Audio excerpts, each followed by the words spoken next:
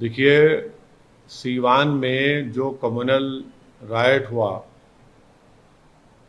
और उसके वीडियोस सारी दुनिया ने देखे कि कौन किसके मकान पर, दुकान पर, मोटरसाइकिल पर डैमेज कर रहा है और तोड़म फाड़ी कर रहा है, वो कौन लोग हैं। उसके बाद एक 8 साल के लड़के को, जिसका नाम रिजवान है, पिछले 4 दिन से 8 साल का रिजवान राजद और नीतीश कुमार की सरकार में एक 8 साल का मुसलमान लड़का रिजवान पुलिस कस्टडी में है और पुलिस के एक आला ओहदेदार ने मीडिया को झूठ कहा। मैं उनको चैलेंज कर रहा हूं कि अगर उनको पढ़ना लिखना नहीं आता है तो जो जिसको पढ़ना लिखना आता है उनसे ये पढ़वा लीजिए कि रिजवान की उम्र बर्थ सर्टिफिकेट में 8 साल की उम्र है और उसकी मां पिछले 4 दिन से रिजवान के ताल्लुक से बेचैन है।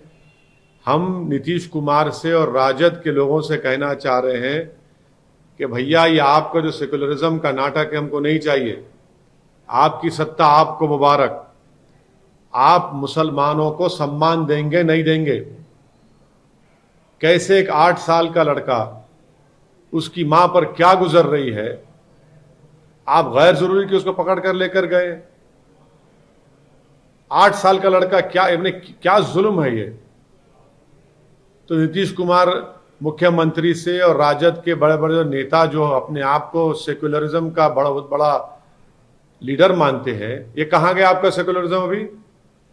और ये लोग जो बाजा बजा रहे थे, जो अपने आप को सेकुलर कहते, सारी दुनिया को सर्टिफिकेट बांटते, अब ये गूंगे क्यों बन के बैठे हैं? अगर वहां पर किसी और की सरकार होती तो आप तो आसमान सर पर उठा लेते। अब आपकी सरकार है तो रिजवान को कैसे जेल में रखा गया है? हम डिमांड करते हैं नीतीश कुमार मुख्यमंत्री से कि रिजवान को फौरन छोड़ा जाए। एक 8 साल के बच्चे को उसकी मां से खींच कर रखना, उससे जुदा कर देना, ये इंसानियत नहीं है, जुल्म है ये।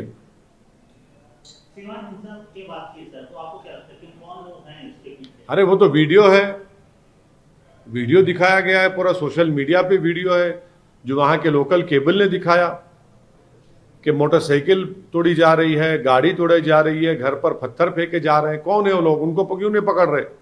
पकड़िए उनको। मगर एक 8 साल का लड़का रिजवान, बेचारे एक 8 साल के लड़के को आप उसकी मां से जुदा कर दिए।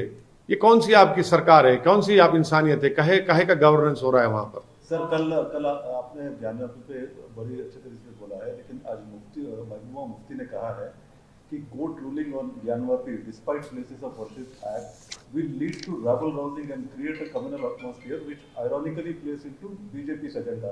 It is a sorry state of affairs that courts don't follow their own rulings.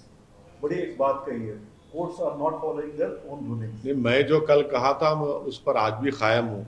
अब कोई और क्या कह रहा है उस पर मैं कोई तबसरा नहीं कर सकता। मुफ्ती साहिबा ने एक और बात कही है सर, उन्होंने शादी में बोला कि गुलाम नबी आजाद जो है बीजेपी के एजेंडे पे काम कर रहे हैं। अब वो कौन बीजेपी के एजेंडे पे काम कर रहा है नहीं मालूम, मगर ये बात तो सच है कि महबूबा मुफ्ती की पार्टी बीजेपी के साथ सरकार बनाई थी ना सर। हाँ, हम देखिए, ऐसा है ना कि जब नहीं है तो दूध के धुले हो जाते हैं, तो प्रॉब्लम है वो। सर, सेंट्रल विस्टा बनाया गया, इतना बढ़िया से उसका उद्घाटन हुआ, इतना अच्छा काम हो रहा है। आप लोगों ने बीच में आप और तेलंगाना सरकार ने बीच में ये कौन सा नया पैंतरा है सर कि बिल्डिंग का नाम ये रखा जाए, वो रखा जाए? मुझे अफसोस इस बात का है कि आपको इस तरह सवाल करना पड़ रहा है कि पैंतरा क्या है ये। भाई, जो भारत रत्ना है, जिसने भारत को संविधान दिया है, संविधान बनाया है, जो मेरे ख्याल से इस देश का अब तक के बहुत बड़ा लीडर है, गांधी से बड़ा लीडर है वो, और उसका नाम बाबा साहेब अम्बेडकर है। हमारी पार्टी ने भी तेलंगाना असेंबली में उस रेजोल्यूशन को सपोर्ट किया है और हम केंद्र सरकार से ये अपील करते हैं कि जो नई पार्लियामेंट की बिल्डिंग बनाई जा रही है उसका नाम बाबा साहेब अम्बेडकर के नाम से रखा जाए, क्योंकि जो पार्लियामेंट चलती है ना, तो वो तो संविधान से ही चलती है, वो तो उसको बोलते हैं कि ये सबसे बड़ी पंचायत है, डेमोक्रेसी का वो सबसे बड़ा सेंटर है। तो वहाँ पर उस बिल्डिंग का, नई बिल्डिंग का नाम बाबा साहेब अम्बेडकर के नाम पर रखना चाहिए। बल्कि मैं तो तेलंगाना के मुख्यमंत्री का शुक्रिया भी अदा करता हूँ कि उन्होंने इस तरह का रेजोल्यूशन तेलंगाना की विधानसभा में पास किया। और हम उम्मीद करते हैं कि तेलंगाना की सरकार भी जो नई सेक्रेटेरिएट की बिल्डिंग बन रही है उसका भी नाम हम सीएम से ये अपील करते हैं कि वो बाबा साहेब अम्बेडकर के नाम से उसको रख दिया जाए, नए सेक्रेटेरिएट की बिल्डिंग को। नहीं सर, इस पे पॉलिटिक्स क्यों हो रहा है? क्यों रखना चाहिए नाम, क्यों देना चाहिए? नहीं, आपको तकलीफ क्या है? अम्बेडकर के नाम से आपको इतनी तकलीफ क्यों हो रही है? नहीं सर, नाम से तकलीफ नहीं है। आप कई मसलों पे नाम चेंज करने, रास्ते का नाम चेंज करना, इसका नाम चेंज करने पे आप मुखालफत करते रहे, तो ये नाम की राजनीति करने का जरूरत क्या है? देखिए, नाम चेंज तो नहीं हो रहा है ना, नाम रखा जा रहा है। नाम चेंज किसका हो रहा है? नाम तो है ही नहीं वहां पर। भारत की पार्लियामेंट की नई बिल्डिंग जो बन रही है, जिसका प्रधानमंत्री फाउंडेशन स्टोन भी डाले और ऊपर भी जाकर उन्होंने तस्वीर भी ली, तो बिल्डिंग का नाम रखने की बात कर रहे हैं। कमलनाथ है सर, मध्य प्रदेश के पूर्व मुख्यमंत्री मालवा का दौरा कर रहे हैं, मंदिर में जाते हैं, तो सवाल किया जाता है सब हिंदुत्व को ऊपर, तो उनका जवाब था कि क्या हिंदुत्व का ठेका बीजेपी ने ले रखा है। सॉफ्ट हिंदुत्व पे सवाल था, कांग्रेस के सॉफ्ट हिंदुत्व पे बोलते हैं कि हिंदुत्व का ठेका बीजेपी ने ले रखा। आप इस पर कैसे रिएक्ट करते हैं? नहीं, मैं कमलनाथ साहब की सच्चाई की तारीफ करता हूं। उन्होंने ये कहकर बतला दिया कि वो भी हिंदुत्व की आइडियोलॉजी पर ही चलते हैं। तो अच्छा हुआ ना कि दिल की बात जो छुपी हुई थी उनके जबान पे आ ही गई। तो अंग्रेजी में उसको कहते हैं फ्रॉइडन स्लिप। तो उन्होंने बोल ही दिए, वो इकरार कर लिए कि वो उनकी पार्टी हिंदुत्व की आइडियोलॉजी जिसको सावरकर ने अपनी किताब में लिखा था उस पर वो चलते हैं। सर, मदरसों का जो सर्वे हो रहा है उत्तर प्रदेश में बदस्तूर जारी है, आप लोगों के विरोध और ऐतराज के बावजूद ठीक उसी तरह जारी है जिस तरह से बुलडोजर आसाम में बुलडोजर चला मदरसे पे। नहीं, मेरी पार्टी का स्टैंड ये है कि वो सर्वे गलत है। सर्वे एक टारगेटेड सर्वे है मुस्लिम समुदाय के खिलाफ। अगर सर्वे होना तो प्राइवेट स्कूल का होना चाहिए, मिशनरी स्कूल्स का होना चाहिए, गवर्नमेंट के स्कूल का होना चाहिए, सबका, आरएसएस के स्कूलों का होना चाहिए। आप सिर्फ एक समुदाय के अनएडेड मदरसों का सर्वे कर रहे हैं, तो ये टारगेटेड सर्वे है। मेरा मानना ये गलत है। ये सर, आपने इसी जगह पर हमसे बात करते हुए, मुखातिब होते हुए हमसे हमको बोला था कि चाइना के साथ आपने अंदेशा जताया था कि चाइना के साथ जंग हो सकती है। अब तो डिसएंगेजमेंट हो रहा है सर गोगरा और हॉट स्प्रिंग में। पहले तो यह है कि प्रधानमंत्री को देश को बताना चाहिए कि उन्होंने आप ही मीडिया के लोगों के सामने आकर कहा था कि ना कोई घुसा है ना कोई घुसेगा, नंबर 1। अब जब कोई घुसा नहीं है तो फिर हॉट स्प्रिंग से क्या कोई शयातीन थे जो पीछे हट रहे हैं? वो घुसे हुए थे, आज भी घुसे हुए हैं चीन की फौज। अब देश, बीजेपी की सरकार कह रही है कि हमने 15-16 राउंड बात करके डिसएंगेजमेंट हुआ है। अब देश को बताना पड़ेगा कि डिसएंगेजमेंट और डी एस्केलेशन के माने क्या होते हैं, और देश को यह भी बताना पड़ेगा कि चीन ये कह रहा है कि हम नहीं घुसे, वो उल्टा भारत पर इल्जाम लगा रहा है, झूठा इल्जाम। देखिए, डिसएंगेजमेंट हुआ है, डी एस्केलेशन नहीं हुआ है। डी एस्केलेशन होना बहुत जरूरी है। डी एस्केलेशन होगा तो उसका मतलब यह है कि 30 से 40 किलोमीटर, अब क्या स्थिति है कि 50,000 फौज भारत की और चीन की आंख में आंख डालकर एक दूसरे को देख रही है। तो डी एस्केलेशन होना चाहिए था। और ये झूठ, बीजेपी और प्रधानमंत्री ने कहा, वो देश को झूठ साबित हुआ कि कोई घुसा ही नहीं है। वो घुसे हुए, आज भी घुसे हुए हैं। और सबसे महत्वपूर्ण और अहम बात यह है, तो क्या हमारे लिए डेमचौक और डेप्सांग हम क्या छोड़ देंगे उसको चीन के लिए? डेमचौक और डेप्सांग के कब हटेगा बताइए? हमारे लिए तो बहुत इंपॉर्टेंट है।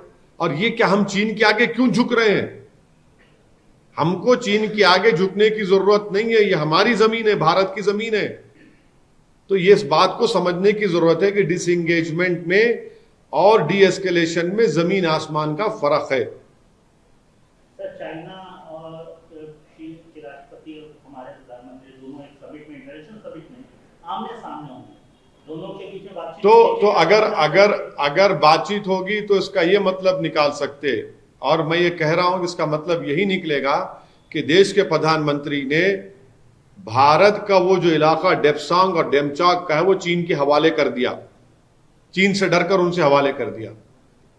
जब तक पीएलए चीन की फौज डेप्सांग और डेमचौक में रहेगी, प्रधानमंत्री को नहीं मिलना चाहिए, क्योंकि प्रधानमंत्री ने देश को कहा था कोई घुसा नहीं है, तो वो तो घुसे हुए हैं। जब सिचुएशन नॉर्मल नहीं है तो क्या हम उनसे मिलकर क्या हम उसको कर लेंगे? और याद रखिए, प्रधानमंत्री बार बार, प्रधानमंत्री हो, रक्षा मंत्री, सब ये कह रहे हैं, इंक्लूडिंग एक्सटर्नल अफेयर मिनिस्टर, कि स्टेटस को एंटी रेस्टोर होना चाहिए। कि स्टेटस को एंटी रेस्टोर हो रहा है? अगर प्रधानमंत्री को नहीं मिलना चाहिए, मेरी राय है कि प्रधानमंत्री को नहीं मिलना चाहिए जब तक के डेप्सांग और डेमचौक से चीन की फौज नहीं हटेगी और डी एस्केलेशन नहीं होगा। डी एस्केलेशन जरूरी है, डिसएंगेजमेंट नहीं है। पर इस मुद्दे का हल तो सर दो राष्ट्र प्रमुखों को मिलकर, अगर वो लोग इंटरनेशनल प्लेटफॉर्म 18 मरतबा भारत के प्रधानमंत्री चीन से मिले हैं। आखिर ऐसी क्या मोहब्बत है, प्रधानमंत्री क्यों मिलना चाह रहे हैं उनसे, चीन के जो शी जिनपिंग से? क्या दोस्ती है भाई उनसे? हमारी जमीन पर कब्जा करके बैठा है। हमारे जानवर सर्दी के मौसम में उन जगह पर जाकर ग्रेसिंग नहीं कर सकते। मैं आज भी कह रहा हूं कि हम 8 से 10 गांव खो चुके हैं। चीन 8 से 10 किलोमीटर हमारी भारत की जमीन में आकर बैठा हुआ है। क्यों मिलेंगे हम? नहीं मिलना चाहिए। जब तक डेप्सांग डेमचौक से और इन तमाम इलाकों से जहां पर चीन घुसा हुआ था, वहां पर डी एस्केलेशन होना जरूरी है। बहुत बड़ा फर्क है डी एस्केलेशन में और डिसएंगेजमेंट में। प्रधानमंत्री ने कहा कि है ही नहीं, घुसा ही नहीं, तो अब क्या घुसा है? हमारी सिचुएशन नॉर्मल नहीं है, हमारी फौज वहां भी खड़ी हुई है। तो आपका बिल्कुल क्लियर कट मानना है कि दोनों प्रधानमंत्री को नहीं मिलना चाहिए, बातचीत कर अगर इस मुद्दे को क्या भाई बातचीत तो 15-16 राउंड की हो चुकी है ना। हमारे 22 सिपाहियों की चीन ने उनको कत्ल कर दिया, उनकी जान ले ली। उसमें कर्नल की मौत हुई जिसका ताल्लुक तेलंगाना से था। तो प्रधानमंत्री ने उस ऑल पार्टी मीटिंग में कहा था, नहीं कहा था? आप प्ले करिए उसको। आप लोग तो नहीं दिखाएंगे अपने टीवी चैनल पर कि ना कोई घुसा है ना कोई घुसेगा। आपको दिखाना चाहिए। प्रधानमंत्री ने कहा था, फिर ये 16 राउंड की मीटिंग क्या है? क्या बातचीत हो रही है बताइए फिर आप। एक बात समझिए, 50,000 फौज क्यों खड़ी हुई हमारी बहादुर फौज वहां पर? आप कह रहे हैं कि हॉट स्प्रिंग से वापिस हो रहे हैं। भाई चीन कह रहा है कि भारत की फौज हमारी जमीन में आ गई। झूठा इल्जाम लगा रहा है चीन। आप ऑफिशियल स्टेटमेंट है चीन का। तो फिर डी एस्केलेशन होना चाहिए, डिसएंगेजमेंट नहीं है। डिसएंगेजमेंट को आप क्या बोल रहे हैं? फिर डेमचौक डेप्सांग में चीन क्या बैठे रहेगा क्या? अगर क्या हमने प्रधानमंत्री उनकी सरकार ने डिसाइड कर लिया कि छोड़ देंगे उसको डेमचौक डेप्सांग को? ये तो हमारे लिए स्ट्रेटेजिकली बहुत इंपॉर्टेंट एरिया है वो। सर, मथुरा कोर्ट ने शाही ईदगाह और कृष्ण जन्मभूमि जो विवाद है उस पर एक रिवीजन पिटीशन था, उसको मुलतवी किया है 30 अक्टूबर तक। आप क्या उम्मीद करते हैं कि क्या उससे? नहीं, मैं क्या उम्मीद कर सकता हूं? जब कोर्ट तय करेगा तो हमको मालूम होगा। मगर उसमें तो एक मैंने आपको कॉपी दी थी आप लोगों को कि जो कॉम्प्रोमाइज मुसलमानों में और क्रिश्चियन धर्म जो वहां की ऑर्गेनाइजेशन थी उनमें कॉम्प्रोमाइज हुआ है। मुसलमानों ने अपनी जमीन उस आलीशान मंदिर को बनाने में दी। जो पानी के परनाले जो जाता था उसको बंद किया। एग्रीमेंट हो चुका है। अब उस एग्रीमेंट को नहीं मानकर कोई कोर्ट को जाता है कि नहीं हम पार्टी नहीं थे, तो फिर ये तो मजाक हो रहा है ना। ठीक है, आपको इख्तियार है कोर्ट जाने का, मगर जब दोनों समुदाय के जिम्मेदारों ने बैठकर एग्रीमेंट कर लिया, कॉम्प्रोमाइज कर लिया, अब दोबारा उसको खोल रहे हैं, तो अब नहीं मालूम कोर्ट का क्या निर्णय आएगा, क्या फैसला आएगा, वो तो कोर्ट जाने। आप गुजरात से आए हैं सर, राजस्थान जा रहे हैं। गुजरात में केजरीवाल जी भी घूम रहे हैं, काफी बड़े वादे कर रहे हैं और भ्रष्टाचार के आरोप हैं वहाँ की सरकार पे लगा रहे हैं। आपका एक्सपीरियंस क्या है और राजस्थान के लिए क्या प्लान है आपका? नहीं, राजस्थान तो हम पहले से भी जा रहे हैं, वहाँ हमने अपना संगठन बना दिया है और वहाँ पर पार्टी को मजबूत करने के लिए जनता से मुलाकात है हमारी। कल भी हम 2 दिन राजस्थान में रहेंगे। हम मुख्तलिफ मुकामात पर जाकर आवाम से, जनता से मुलाकात करेंगे, पार्टी के ज़िम्मेदारों से मुलाकात करेंगे। कल शाम में एक हमारी एक पब्लिक मीटिंग भी है छोटी सी, तो उसमें भी हम करेंगे। कोशिश कर रहे हैं। राजस्थान में तो 23 नवंबर दिसंबर में चुनाव होंगे, तो उसकी तैयारी के सिलसिले में जा रहे हैं। गुजरात में तो हम पूरी तैयारी के साथ लड़ रहे हैं। अब रहा सवाल के दिल्ली के मुख्यमंत्री का, जब दिल्ली में इतना बड़ा दंगा हुआ तो मुख्यमंत्री राजघाट पर जाकर मौन व्रत पर बैठ गए, कुछ नहीं बोले, उस पर जिक्र ही नहीं किया उस पर। सर आपके विरोधी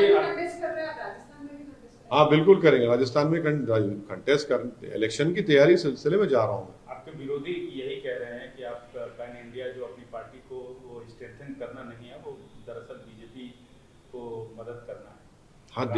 हाँ देखिए, हमारी ही सरकार ने 8 साल के रिजवान को पकड़ा। हम ही मुख्यमंत्री है ना, हम ही मुख्यमंत्री हैं बिहार के। 8 साल के रिजवान को पकड़ लिया। अब बताइए आप, इस पर कौन बोलेगा? अच्छा, ये जो इतना बड़ा ऑर्डर आया कल का, ये तमाम जो लोग हमको गाली देते, ये गूंगे क्यों हो चुके हैं भैया? कौन लोग सब? अरे बहुत से लोग हैं, स्पेसिफाई करिए। अरे बहुत से लोग हैं भाई, जो हम पर उंगलियां उठाते हैं। हम चुनाव लड़ते हैं तो हम पर गालियां दी जाती हैं। जो भाजपा को के साथ सत्ता में रहकर मुख्यमंत्री बनते और जैसा उनको छोड़ देते, उनको आप कहते हैं कि वाह, ये तो आसमान से उतरा हुआ फरिश्ता है। और हम गुनाहगार, हम तो हमेशा हम ही गुनाहगार हैं।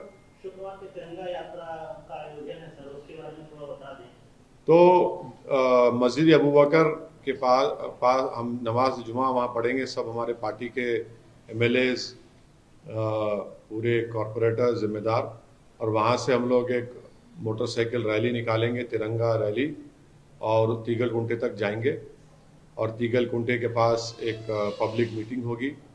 ये हम लोग उस दिन, क्योंकि हैदराबाद उस वक्त का स्टेट भारत से उसका इंटीग्रेशन हुआ था, इंटीग्रेट हो गया भारत के साथ। वो जब आज़ादी मिली थी 47 में, तो 48 में ये हुआ। तो इसलिए उसकी इंटीग्रेशन के, नेशनल इंटीग्रेशन के तौर पर उस दिन को मना रहे हैं, और इसीलिए हम निकल रहे हैं और एक रैली की शक्ल में जाएंगे। और फिर दूसरे दिन तेलंगाना स्टेट गवर्नमेंट की तरफ से जो ऑफिशियल फंक्शन होगा, उसमें भी हम लोग तमाम के तमाम हमारे पार्टी के MLAs, मैं, MLCs, उस प्रोग्राम में भी हम शिरकत करेंगे। Cultural ministry, union cultural ministry में प्रोग्राम ऑर्गेनाइज कर रही है, होम मिनिस्टर उसमें पार्टिसिपेट करेंगे, उसमें भी आप जाएंगे, उसमें शिरकत हो जाएगी। क्योंकि आप हैदराबाद के सांसद हैं। हाँ, तो अभी लिबरेशन डे है, लिबरेशन डे नहीं, हमारे लिए वो इंटीग्रेशन का डे है। और आप आइए उस दिन, मैं आपको उन लोगों को जवाब दूंगा जो उसको लिबरेशन कहते हैं, और भारत के एक बहुत बड़े फ्रीडम फाइटर, बहुत बड़े हम माने उनका जो खद है बहुत बड़ा। उन्होंने क्या कहा था उस दिन के बारे में, आप सुन लीजिए। मतलब आप सेंट्रल गवर्नमेंट के प्रोग्राम में पार्टिसिपेट? नहीं, सेंट्रल गवर्नमेंट के प्रोग्राम में जाए, नहीं, स्टेट गवर्नमेंट के प्रोग्राम में तो हम जा रहे हैं, जो मुख्यमंत्री रख रहे हैं। अब सेंट्रल गवर्नमेंट वाले तो कोई बात ही नहीं किए। बुलाए तो जाएंगे सर। नहीं भाई, कोई आप लोग, या आप लोग उनके अगर ऑफिशियल एमिसरी बने हैं तो अलग बात है। आप लोग तो नहीं है ना, आपको इनवाइट नहीं है?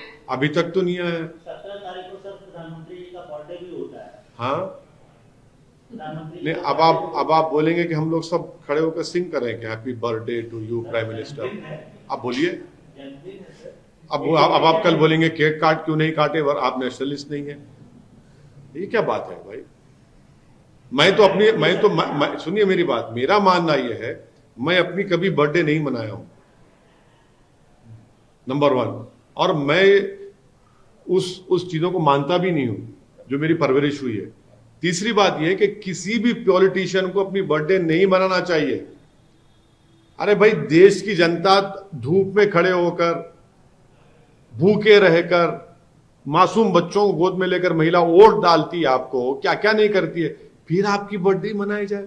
ये आप नहीं, सुनिए, हम बोलना चाह रहे हैं। हम सब पॉलिटिशियन से ये कह रहे हैं, हमारी बात को पसंद नहीं है कि मत करिए, वो करते हैं तो उनका इख्तियार है। हमारा मानना ये है कि भाई कब तक सिर्फ हम अपनी तारीफ करते रहेंगे? अरे हमारी मां ने हमको पैदा किया, उसकी सेवा करो, उसको मानो, मगर हर साल आप वही अरे जन्मदिन आता है, हैप्पी बर्थडे, अरे आप छोड़िए ना वो जाते तो हैं सर हमेशा अपनी भाई। मैं किसी के बारे में नहीं कह रहा हूं, यही तो परेशानी है आपको। अगर इंसान को कोई पैदा करता है तो एक तो अल्लाह के करम से, और दूसरा वो महिला, वो माँ होती है हमारी, जो हमको 8-9 महीने पेट में रखकर पैदा करती थी तकलीफों से, और फिर वो जो 2 साल तक कितनी तकलीफ सहती है माँ वो। इसीलिए हमारा मानना यह है कि जन्नत अगर है तो माँ के पैरों के नीचे है। और मैं कभी अपनी सालगिरह नहीं मना, ना कभी मनाऊंगा। मैं हमेशा अपने लोगों को कहता हूं कि भाई मत आइए मेरे पास चीजें लेकर, मुझे पसंद नहीं है चीजें। अवाम ने हमको इतना बड़ा मुकाम दिया, अवाम ने इज्जत दी, मोहब्बत दी, इससे बढ़ के और क्या चाहिए? ये कल्चर बन जा रहा है बहुत ज्यादा। ये कल्चर ठीक नहीं है हमारी डेमोक्रेसी के लिए कि अरे भाई आप कोई घर में करना है करिए ना, पब्लिक क्यों करे आपके लिए? पब्लिक को क्यों तकलीफ दे रहे हैं आप? सेलिब्रिटी स्टेटस मिल रहा है सर पॉलिटिशियन का, क्या सेलिब्रिटी बन रहा है। अरे कहे का सेलिब्रिटी? आप अवाम के खादिम होते हैं, आप अवाम की खिदमत करना आपका काम है। आप उसको छोड़कर लाइए केक काटिए, क्या है ये? उत्तर प्रदेश की बहुत बड़ी पॉलिटिशियन है बहन सुश्री मायावती, देखिए अपना जन्मदिन बिल्कुल वो मनाती हैं, और हम दुआ करते हैं अल्लाह से कि अल्लाह बहन जी को सेहत दे, बहन जी की पार्टी और मजबूत हो जाए उत्तर प्रदेश में, क्योंकि वो पार्टी अगर कमजोर होगी तो दलितों का बहुत बड़ा नुकसान होगा। आपने अभी बर्थडे मनाने की, हाँ, मैं मेरी राय है, मेरी राय नहीं देखिए भाई, आप ये क्यों नहीं कहते कि मोदी जी भी बर्थडे मनाते? आप बहन जी पे क्यों चले गए? आप ये क्यों नहीं कहते कि कांग्रेस के बड़े बड़े नेता भी बर्थडे मनाते हैं?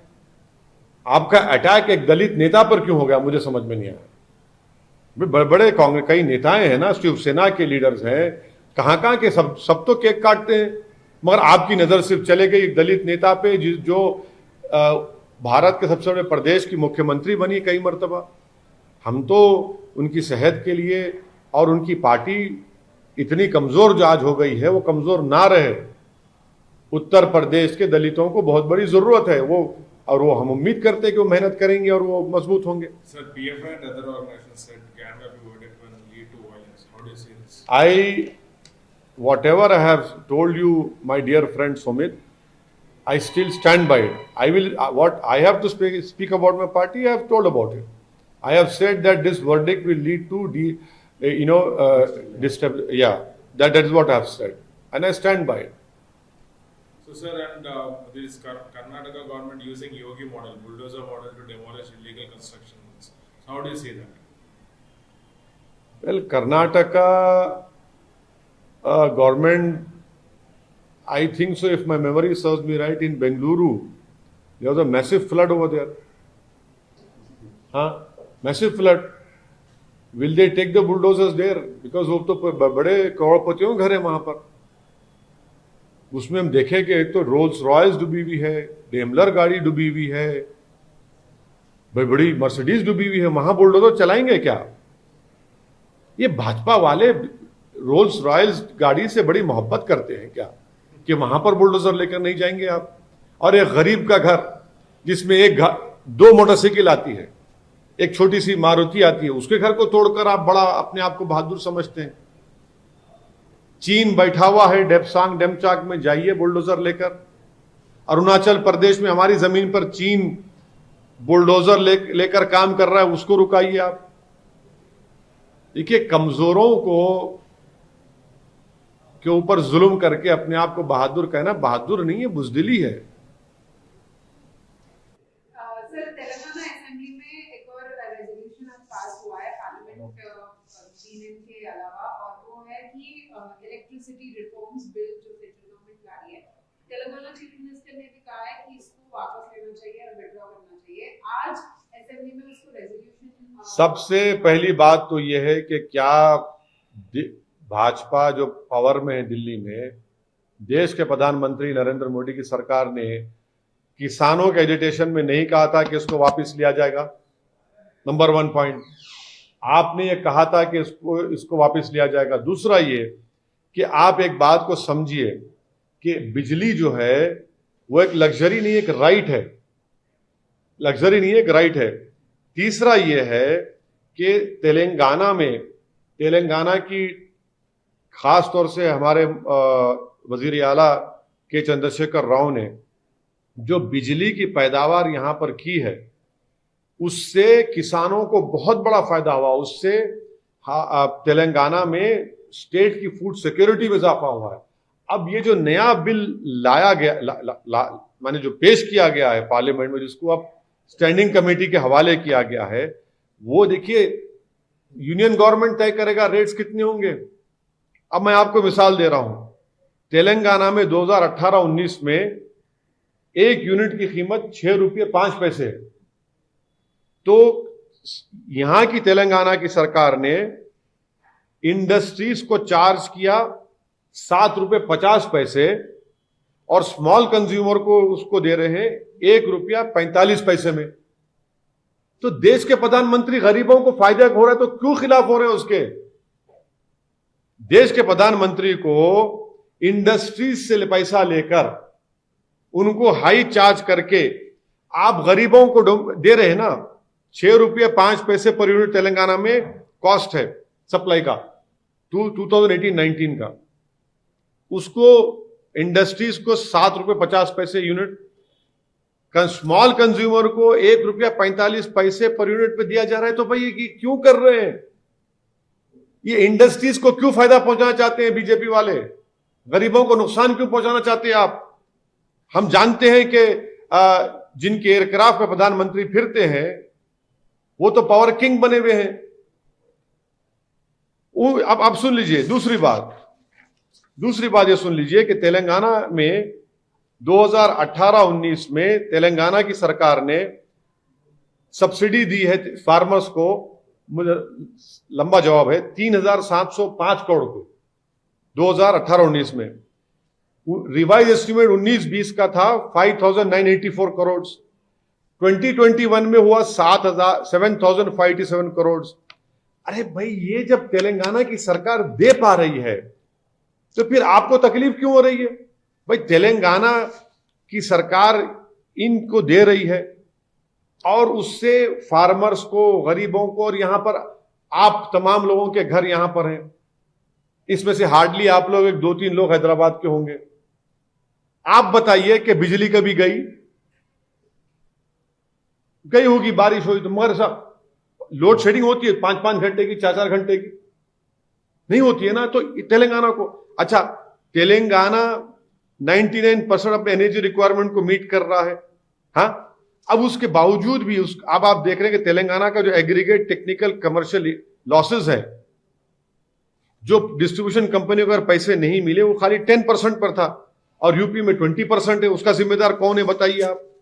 तो इसीलिए हम कह रहे हैं कि इससे बिजली जो गरीबों को तेलंगाना में जो सरकार दे रही है कम पैसों में, वो कीमतें बढ़ जाएंगी और इससे बहुत बड़ा नुकसान होगा।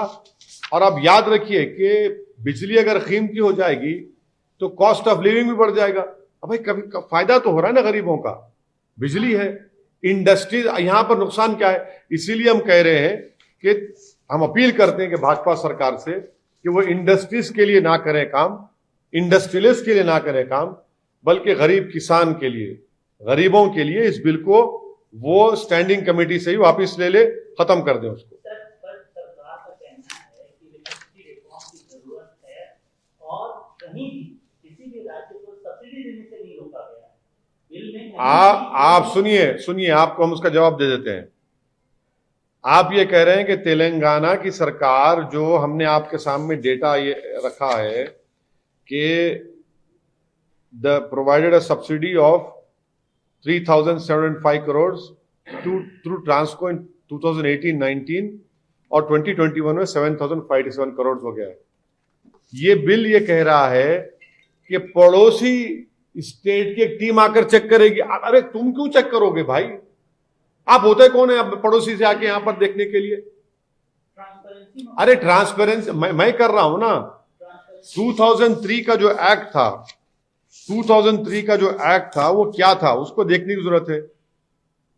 2003 के एक्ट में स्टेट्स को इंपॉर्टेंट पावर्स दिए गए थे to protect vulnerable consumers and ensure a fair pricing policy.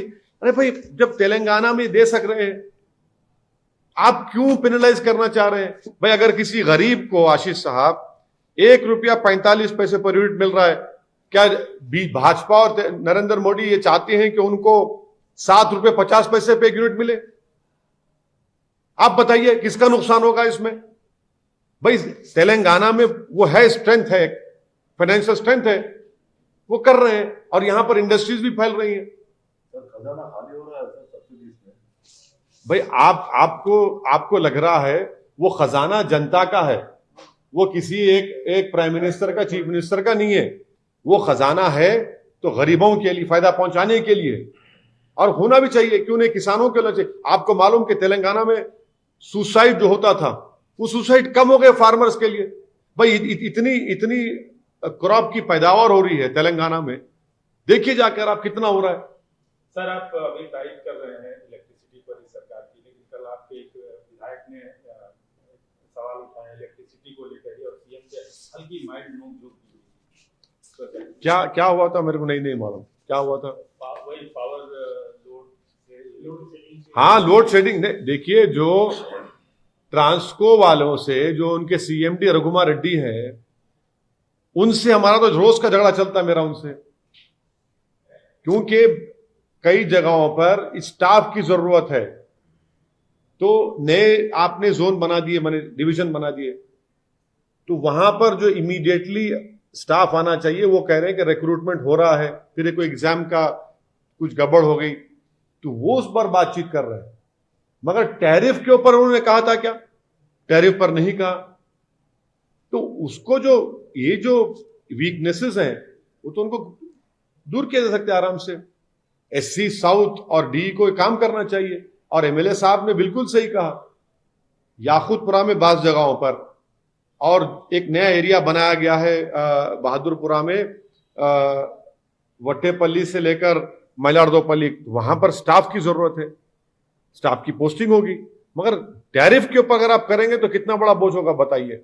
और प्रधानमंत्री से हम अपील कर रहे हैं कि उज्ज्वला स्कीम है, भाई 2 सिलेंडर के आगे कोई ले ही नहीं रहा है, कहां बिजली, फिर क्या होगा बिजली का हाल? किसान तो बर्बाद हो जाएंगे अगर ये कानून बन जाएगा तो।